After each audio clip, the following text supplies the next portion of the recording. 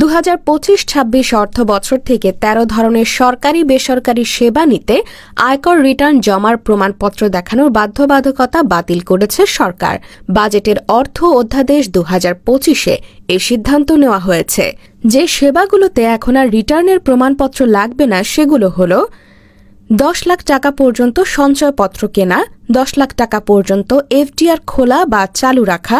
যে কোনো credit card গ্রহণ ও নবায়ন, সিটি কর্পোরেশন বা পৌরসভায় নতুন ট্রেড লাইসেন্স, সমবায় সমিতি নিবন্ধন, সাধারণ বীমার সার্ভেয়ার হিসেবে নতুন লাইসেন্স,